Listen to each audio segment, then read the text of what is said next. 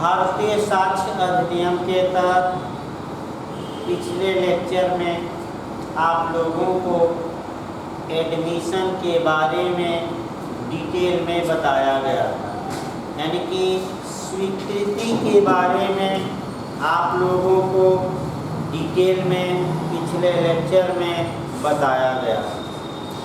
अब आइए आपका जो शुरू करना है, आपका कन्फेशन शुरू करना है, अर्थात संस्वीकृति। संस्वीकृति आपका शुरू करना है। संस्वीकृति या कन्फेशन के बारे में प्रावधान आपका धारा 24 से लेकर 30 तक में दिया गया है, अर्थात धारा 24 से लेकर 30 तक में संस्वीकृति के बारे में प्रावधान किया गया है। लेकिन कन्फेशन या संस्वीकृति के बारे में पहले कोरिलेट करना है कुछ चीज़ें, और तब आपका कन्फेशन शुरू किया जाएगा। आइए एक एक चीज़ें पहले कोरिलेट किया जाए। आइए देखा जाए, इंग्लिश में इसे कन्फेशन कहा जाता है, जबकि हिंदी में इसका नाम है संस्वीकृति। संस्वीकृति कहा जाता है। अब समस्या ये आती है, आपका पढ़ते समय ध्यान ये रखना है कि कन्फेशन जो इंग्लिश शब्द है ये लैटिन के कान फैक्टरी से बना है, यानी कि संस्वीकृति को लैटिन में आपका कान फैक्टरी कहते हैं। कान का मतलब होता है आपका समाप्ति, यानी कि द एंड, और फैक्टरी का मतलब होता है कहना।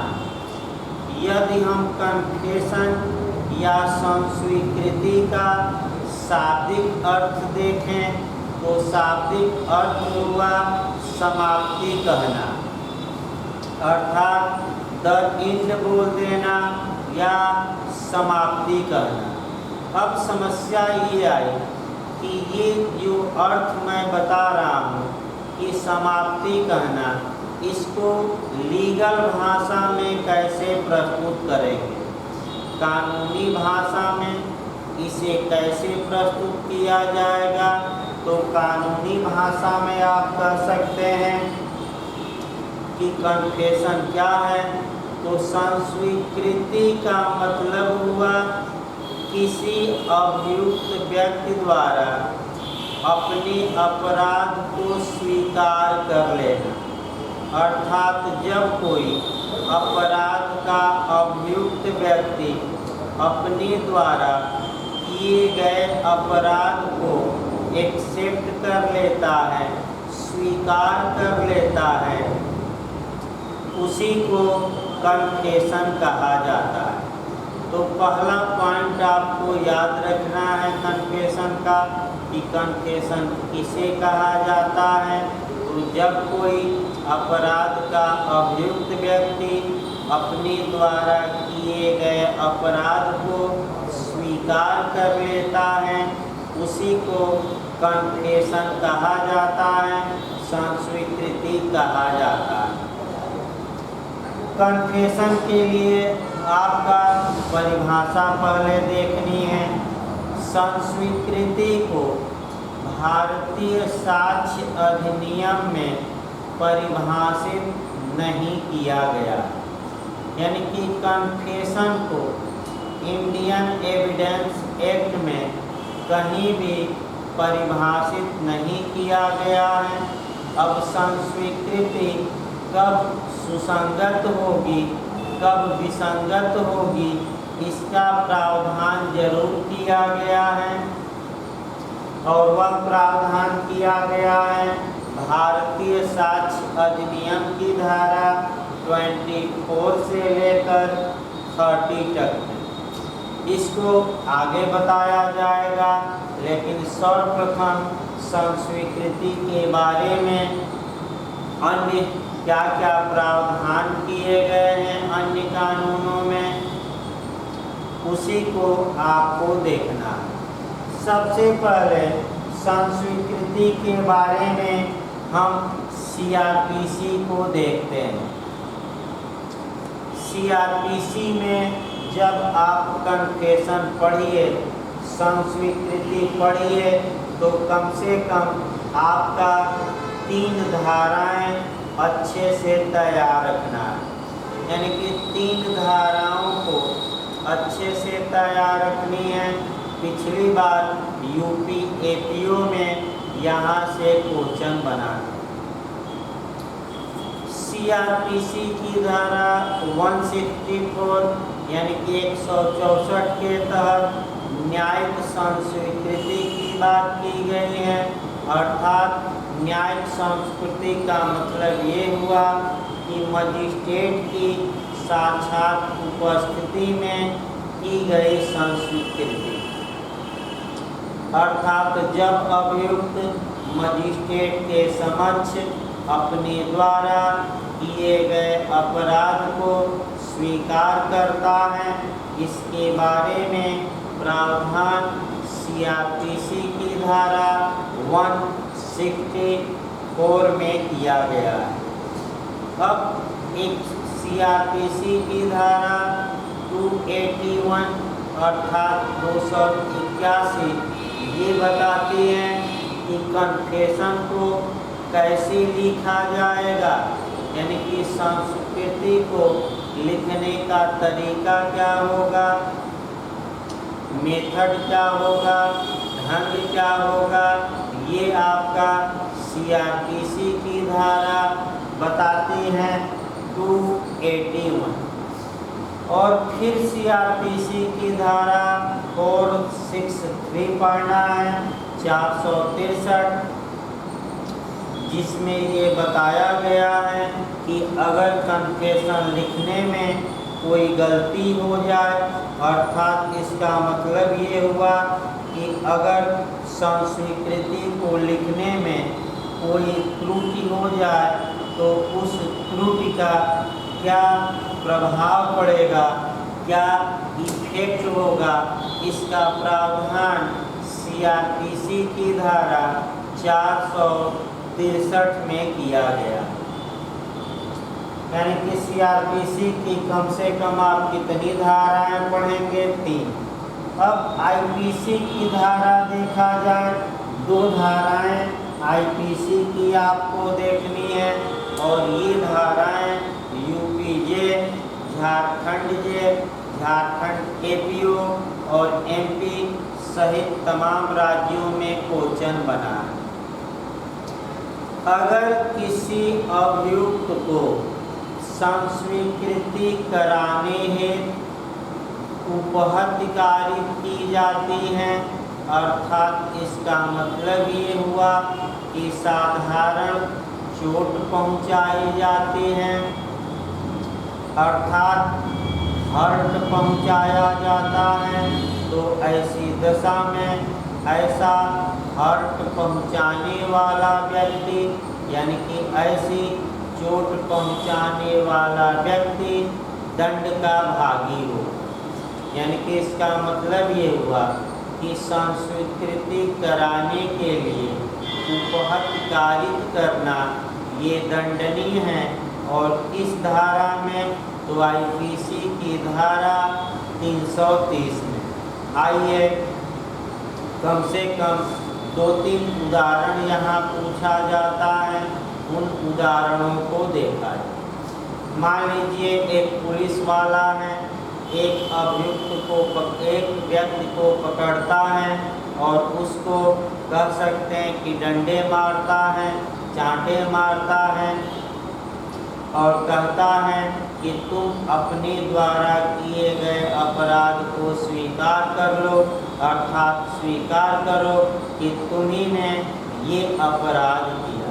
तो ऐसा पुलिस वाला भी IPC की धारा 330 के तहत दंड का भागी होगा, क्योंकि वह अभियुक्त को अपराध स्वीकार करने हेतु उपहत्य या साधारण चोट पहुंचाया।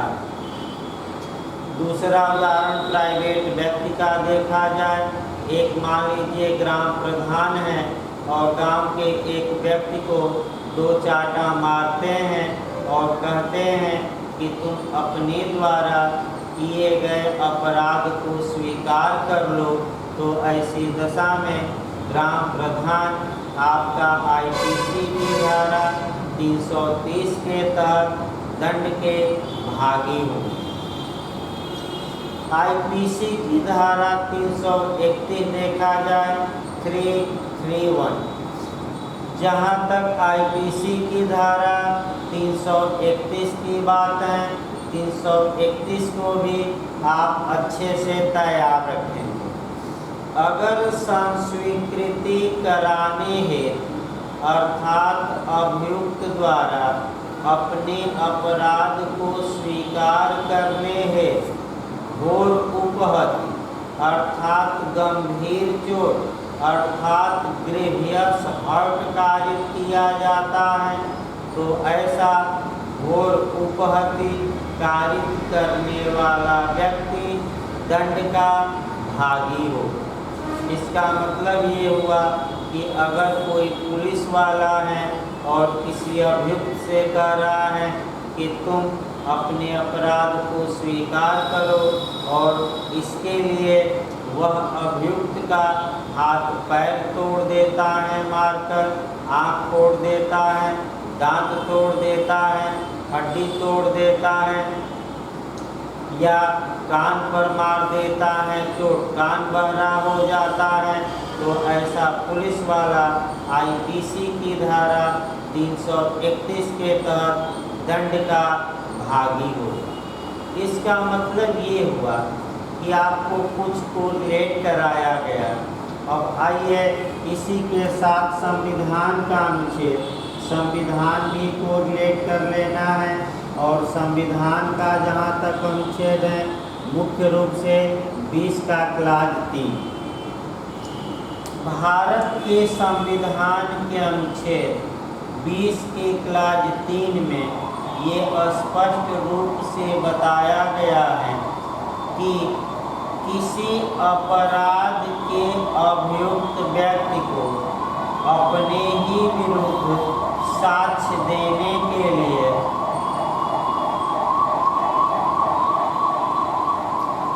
किसी अपराध के अभियुक्त व्यक्ति को अपने ही विरुद्ध साक्ष्य देने के लिए बाध्य नहीं किया जाएगा। ये हमारा संविधान मौलिक अधिकार प्रदान करता है, अभियुक्त को करता है। किस अनुच्छेद में? तो भारत के संविधान के अनुच्छेद 20 के क्लाज 3। इस प्रकार हमने ये केवल बताया कि जहाँ तक कन्फेशन की बात है, कौन कौन सी धाराएं आपको को रिलेट करके पढ़नी है। आइए देखा जाए आपका संस्वीकृति के सामान्य बातों के बाद अब कन्फेशन को शुरू किया जाए। और देखिए कन्फेशन को जब भी पढ़िए तो कौन कौन सी एरिया कवर करना है। एक तो डिफिनीशन यानी कि परिभाषा पढ़ना है, परिभाषा पढ़ना है। परिभाषा में सबसे पहले स्टीफन की परिभाषा पढ़नी है, जिन्होंने एविडेंस का ड्राफ्ट तैयार किया। उसके बाद पीएन स्वामी का केस पढ़ना है, पाकला नारायण स्वामी का केस पढ़ना है। फिर भारत में बलविंदर कौर का केस हम पढ़ाएंगे। बलविंदर कौर का केस पढ़ना है। और फिर आपका निशिकांत झा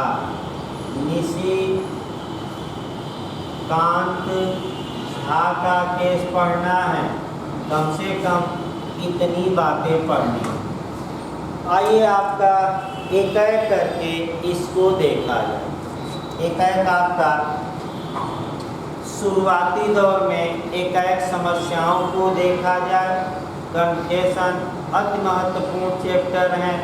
यहाँ से हर एक कन्फेशन में निश्चित रूप से आपको प्री मेंस इंटरव्यू में क्वेश्चन बनेगा। आइए सबसे पहले कन्फेशन को की परिभाषा देखा जाए। देखिए ये क्वेश्चन आपका इंटरव्यू में भी बना था कि संस्वीकृति को किस धारा में एविडेंस में परिभाषित किया गया है। तो आपका जवाब रहेगा संस्वीकृति को एविडेंस में परिभाषित नहीं किया गया है।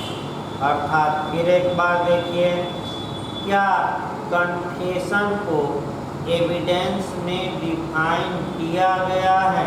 तो आपका जवाब रहेगा एविडेंस एक्ट में कन्फेशन को परिभाषित नहीं किया गया। अब समस्या ये आती है कि कन्फेशन है क्या। तो इसकी पहले सामान्य परिभाषा देखा जाए। संस्वीकृति स्वीकृति की ही एक प्रजाति है, अर्थात कन्फेशन एडमिशन की ही एक प्रजाति है। अतः सभी संस्वीकृतियाँ प्रथमतः स्वीकृति होती हैं, अर्थात प्रत्येक संस्वीकृति स्वीकृति होती है। क्यों होती है? अब आपका एडमिशन की परिभाषा भी हम बताएंगे। संस्वीकृति का मतलब अगर कोई पूछे तो संस्वीकृति किसी अभियुक्त व्यक्ति द्वारा इस आशय की स्वीकृति है कि उसने ही अभिकथित अपराध को कारित किया।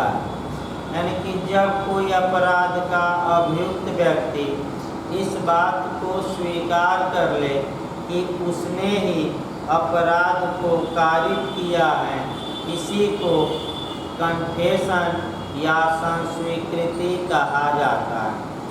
संस्वीकृति के लिए 3 बातें महत्वपूर्ण हैं।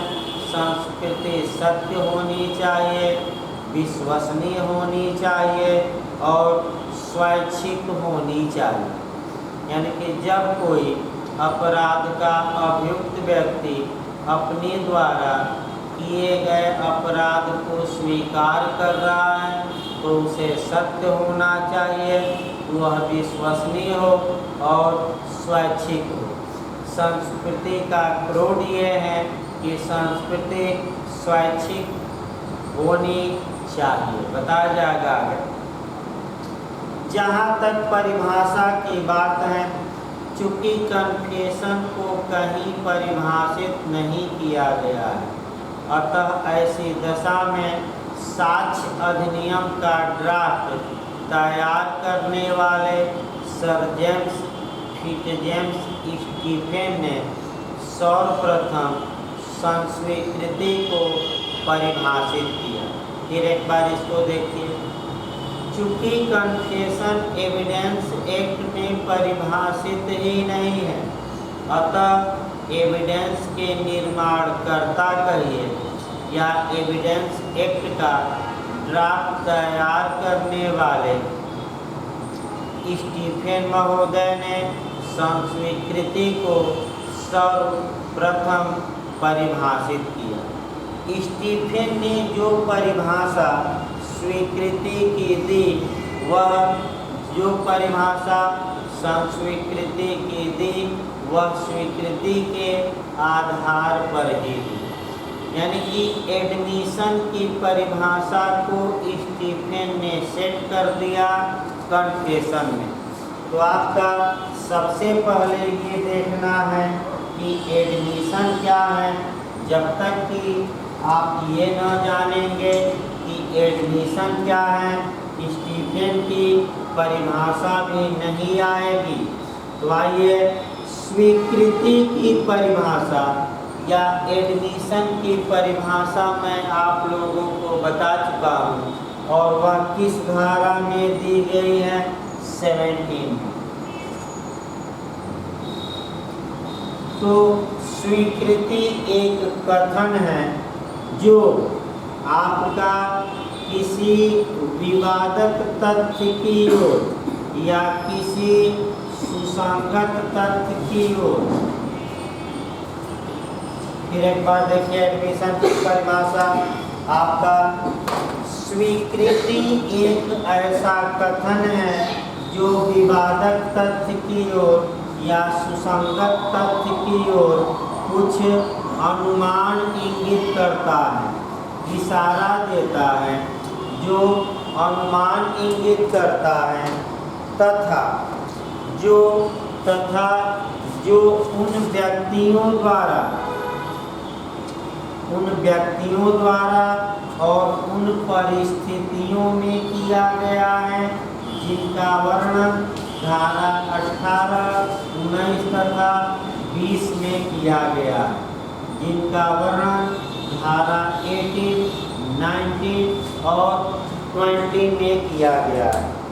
फिर एक बार ये परिभाषा देखिए, क्योंकि इसी तर्ज पर स्टीफेन महोदय संस्वीकृति को भी परिभाषित करेंगे। देखिए स्वीकृति की पहले परिभाषा। स्वीकृति एक ऐसा कथन है जो किसी विवादक तथ्य यानी कि फैक्ट इन इशू या किसी सुसंगत तथ्य की ओर कुछ इंडिकेशन देता है, कुछ अनुमान इंगित करता है तथा जो उन व्यक्तियों द्वारा और उस कंडीशन में किया गया हो जिनका वर्णन एविडेंस की धारा 18, 19 और 20 में किया गया है। इसी तर्ज पर स्टीफेन ने सर्वप्रथम संस्वीकृति को भी परिभाषित किया। आइए संस्वीकृति की परिभाषा देखा जाए। स्टीफेन महोदय आपका क्या कहते हैं? स्टीफेन महोदय ये कहते हैं कि संस्वीकृति अपराध के आरोपी व्यक्ति द्वारा की गई ऐसी स्वीकृति है जिसमें यह अभिकथित किया गया हो या जिससे यह निष्कर्ष इंगित होता हो कि उसने ही उस अपराध को किया। अर्थात स्टीफेन महोदय ये बताते हैं कि संस्वीकृति एक स्वीकृति है। अब ये है कि ये एडमिशन कब कन्फेशन में बदल जाएगा, तो स्टीफेन महोदय ये कहते हैं कि ये एडमिशन कन्फेशन तब कहा जाएगा जब किसी अपराध के आरोपी व्यक्ति ने अपने द्वारा किए गए अपराध को पूर्ण रूप से स्वीकार कर लिया हो या कम से कम इतनी बातों को स्वीकार किया हो जिससे एक अनुमान इंगित हो कि इसी ने अपराध किया। इसका मतलब ये हुआ कि या तो अभियुक्त अपने द्वारा किए गए अपराध को पूर्ण रूप से स्वीकार कर ले या कम से कम इतनी बातों को एक्सेप्ट कर ले जिससे एक इंडिकेशन मिले, एक अनुमान मिले कि इसी ने अपराध किया हो। ये जो परिभाषा है भारत में लागू थी, भारत में चलती रही 1939 तक, 1939 तक ये परिभाषा स्टीफेन की भारत के न्यायालय मानते रहे। लेकिन एक केस आता है और यह केस जरूर याद रखिएगा, कई बार पूछा गया है, पाकला नारायण स्वामी।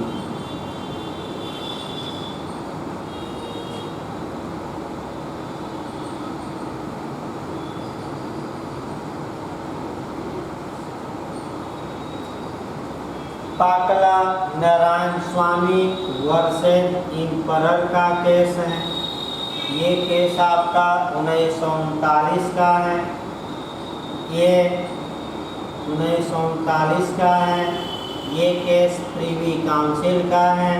जस्टिस जरूर याद रखिएगा, जस्टिस थे इसमें Lord Atkin, justice Lord Atkin थे। देखिए अच्छे से इस केस को आपको अच्छे से तैयार रखना है। अभी आपका उत्तराखंड जे में पूछा गया था कि पीएन स्वामी का केस किससे संबंधित है, तो यह केस मृत्युकालिक कथन या मृत्युशैया का कथन या डीडी या टाइम डिक्लेरेशन से संबंधित है। दूसरा क्वेश्चन, पीएन स्वामी का केस में जज कौन थे, तो लॉर्ड एटकिन थे। फिर आपका पूछा जाता है कि संस्वीकृति की परिभाषा सर्वप्रथम प्रीवी काउंसिल ने किस केस में दिया, तो पीएन स्वामी का केस है। वास्तव में ये केस मृत्युकालिक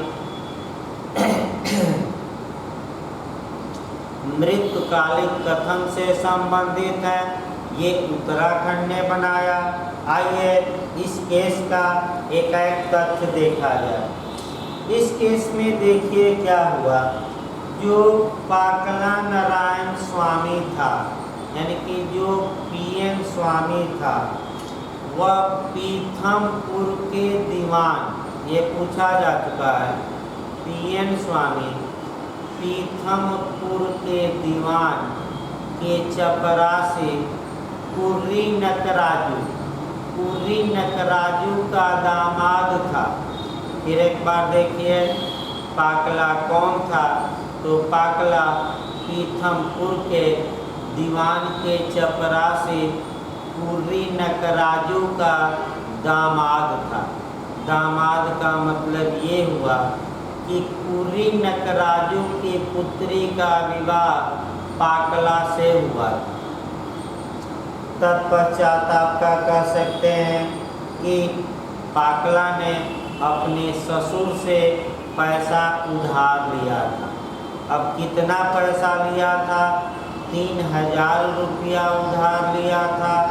3000, इस समय आपका 3 करोड़ हो जाएंगे, लेकिन उस समय 3000 उधार लिया था। और आपका ब्याज की दर एमपी में कई बार पूछी गई है।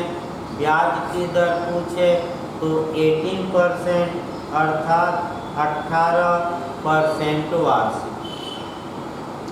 यानी कि पाकला नारायण स्वामी अपने ससुर से 3000 रुपया 18% वार्षिक ब्याज की दर से उधार लिया था।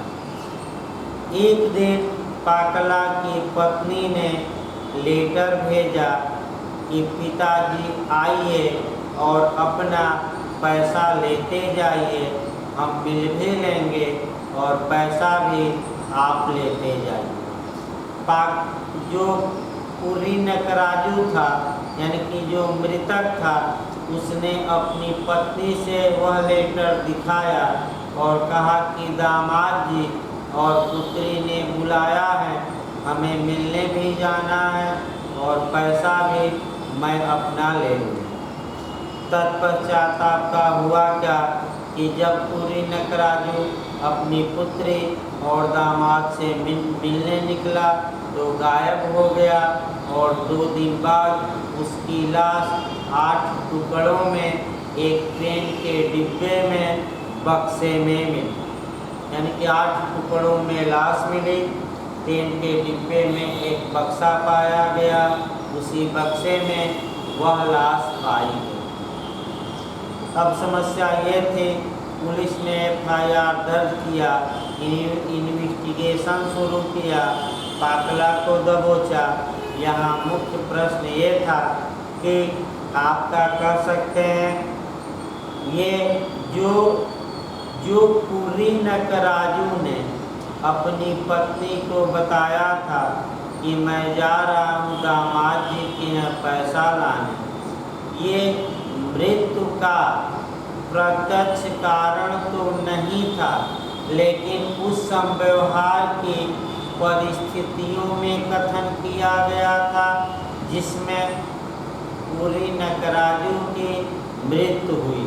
अतः पूरी नकराजू द्वारा मरने से पहले अपनी पत्नी को यह बताना कि मैं दामाद जी के पास पैसा लेने जा रहा हूँ, साक्ष्य में इसे रेलेवेंट माना गया, मृत्युकालिक माना गया और काकला को सजा दी गई। लेकिन हमें मुख्य रूप से इस केस में जो देखना है वह कन्फेशन की परिभाषा को देखना। इस केस में संस्वीकृति को परिभाषित किया गया और परिभाषित करते हुए जस्टिस एटकिन ने यानी कि जस्टिस लॉर्ड एटकिन ने कन्फेशन की परिभाषा दी और ये परिभाषा दी कि कन्फेशन का मतलब हुआ क्या हुआ, या तो अपराध का अभियुक्त व्यक्ति पूर्ण रूप से अपने द्वारा किए गए अपराध को स्वीकार कर ले, यानी कि जब कोई अपराध का अभियुक्त व्यक्ति अपने द्वारा किए गए अपराध को पूर्ण रूप से स्वीकार कर लेता है उसको कन्फेशन कहा जाएगा, या कम से कम इतनी बातों को स्वीकार कर ले जिससे ये स्पष्ट हो, जिससे ये क्लियर हो, स्पष्ट हो कि उसी ने अपराध किया, यानी कि संदेह नहीं, अनुमान नहीं, बल्कि बिल्कुल क्लियर हो या स्पष्ट हो कि उसी ने अपराध किया। अब आपका जो स्टीफन की परिभाषा है और पीएन स्वामी के वाद में दी गई जस्टिस लॉर्ड एटकिन की परिभाषा है, इसमें क्या अंतर है? तो आपका स्टीफन भी कहते हैं कि जब कोई अभियुक्त अपने द्वारा किए गए अपराध को पूर्ण रूप से स्वीकार कर लेता है उसको कन्फेशन कहते हैं। फिर स्टीफन महोदय कहते हैं इतनी बातों को स्वीकार कर ले जिससे एक अनुमान इंगित हो कि इसी ने अपराध किया। तो जो स्टीफन की अनुमान इंगित करने वाली बात थी, लॉर्ड एटकिन ने उसे मानने से इनकार कर दिया और कहा कि अनुमान नहीं, कम से कम इतनी बातों को वह एक्सेप्ट करे जिससे यह क्लियर हो, स्पष्ट हो कि इसी ने अपराध किया। अगर उसकी बातों से केवल एक अनुमान निकलता है कि इसने अपराध किया होगा तो ऐसी दशा में उसका जो कथन होगा संस्वीकृति नहीं माना जाए। इसका मतलब जो प्रीवी काउंसिल ने 1939 में परिभाषा दे दिया लॉर्ड एटकिन ने, आज भी भारत में कन्फेशन की यही परिभाषा चल रही। इसके बाद केस आता है आपका बलविंदर कौर वर्सेज पंजाब राज्य, यानी कि इसके बाद आपका केस आता है बलविंदर कौर वर्सेज आपका कह सकते हैं पंजाब राज्य का केस आता है।